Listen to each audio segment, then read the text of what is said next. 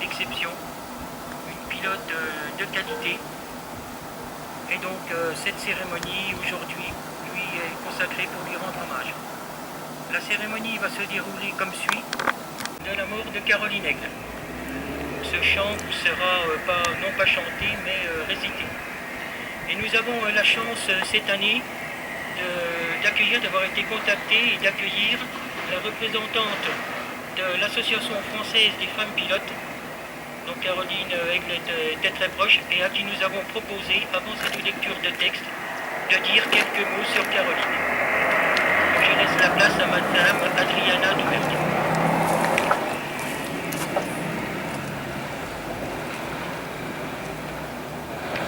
Je suis très honorée de représenter l'Association française des femmes pilotes à cette cérémonie.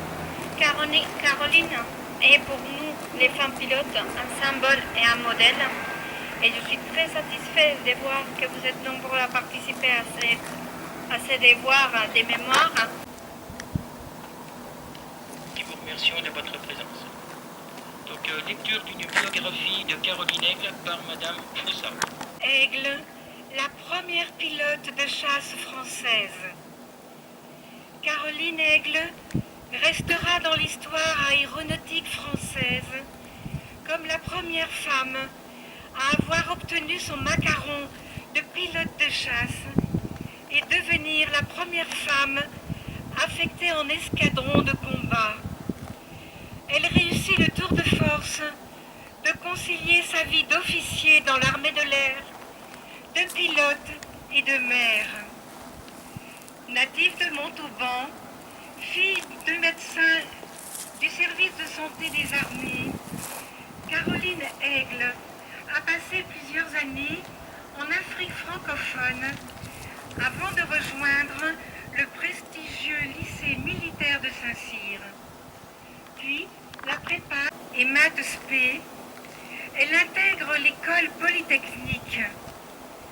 Le caractère brillant de l'étudiante Caroline Aigle fit qu'elle avait également réussi l'intégration à l'école normale supérieure. Au cours de son cursus à Polytechnique, elle effectue son service national au sein du 13e bataillon de chasseurs alpins. C'est à l'issue de sa formation à Polytechnique que Caroline Aigle décide d'intégrer l'armée de l'air pour devenir pilote de combat. Sportive accomplie, adepte de triathlon, de natation, mais également de parachutisme et de plongée sous-marine, elle réussit les tests d'aptitude pour la présélection des futurs pilotes. Le 28 mai 1999, Caroline Aigle reçoit son macaron de pilote de chasse des mains du chef d'état-major de l'armée de l'air, le général d'armée aérienne Jean Ranoux. Elle est la première de l'histoire. Mais pour info, Elisabeth Boselli a reçu ce macaron juste après la Seconde Guerre mondiale, mais n'a jamais été affectée en escadron de combat. Persévérante, dotée d'une forte personnalité, mais surtout extrêmement efficace, Caroline se donna à fond afin d'intégrer l'une des plus prestigieuses unités de l'armée de l'air, l'escadron de chasse 2-2 Côte d'Or, basé à Dijon-Longwy, en charge principalement des missions de défense aérienne et d'interception avec l'avion de combat, alors le plus moderne en service en France, le Dassault Mirage 2005F. Elle assure sa première permanence opérationnelle le 11 septembre 2001.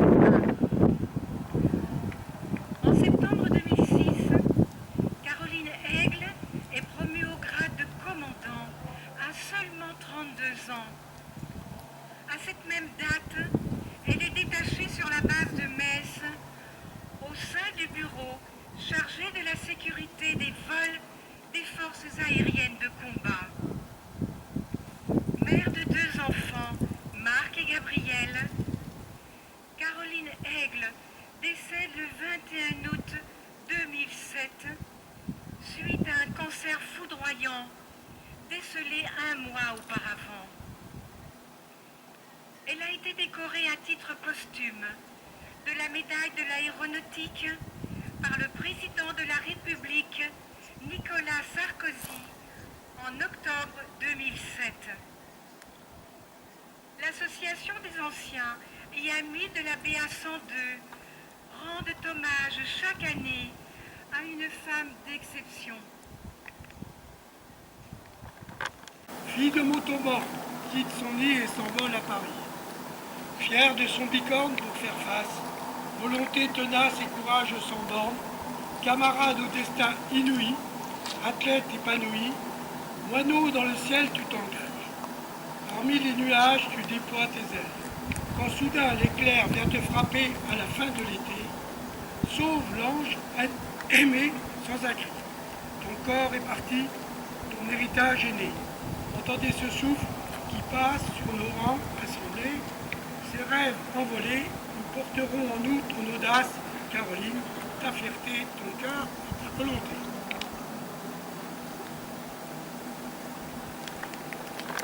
Ça ne sera que partie remise dans les jours qui viennent. Donc, gerbe commune des mairies de Longwy et Auge, déposée par Madame Fabienne Pion, adjointe au maire de Longwy et référente des finances.